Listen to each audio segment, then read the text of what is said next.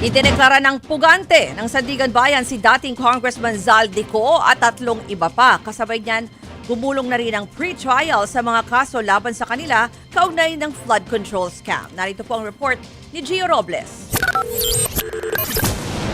Nasaan si Zaldico?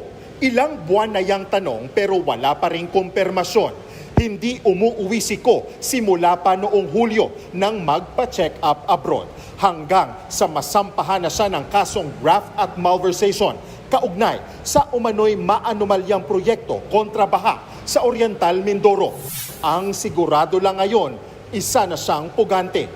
Idineklara ito ng Sandigan Bayan 5th Division dahil ayon sa kanila, sadyang umiiwas sa paglilitis si Ko. Iniutos din ng Sandigan Bayan sa Department of Foreign Affairs na agad kanselahin ang kanyang passport. Ayon sa Sandigan Bayan, may sapat na ebidensyang alam ni Ko ang kanyang mga kaso.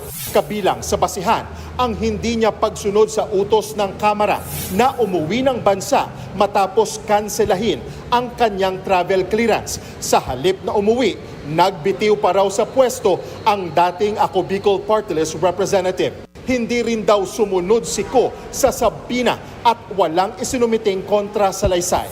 Binanggit din ng korte ang mga pahayag ng abogado ni Ko na babalik lang daw ang dating kongresista kung matitiyak ang kanyang kaligtasan o kung bibigyan ng house arrest o bail na itinuturing na malinaw na pagpapakita ng pagtaka sa hustisya. Dahil pugante, hindi pwedeng humingi ng pabor o proteksyon mula sa korte si Ko hanggat hindi siya sumusuko alinsunod sa Fugitive Disentitlement Doctrine. Bawal din siyang maghain ng motion sa pamamagitan ng kanyang abogado para ipabasura ang kaso o humiling ng temporary restraining order.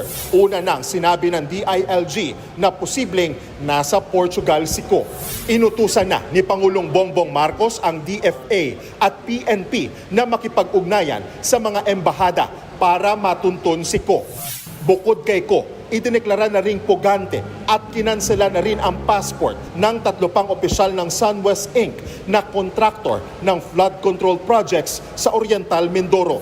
Hindi rin pinayagan ng Sandigan Bayan 5th Division ang hiling ng prosekusyon na pagsamahin ang mga kasong graft at malversation kay Zaldico sa mga opisyal ng DPWH at SunWest. Pababagalin lang daw nito ang paglilitis. Hindi rin pwedeng humiling ng ganitong pabor ang isang itinuturing ng pugante. Nagbabalita mula sa Frontline. Gio Robles, News 5. Mga kapatid, ako po si Ruth Cabal. Dito tayo sa totoo, dito tayo sa True FM.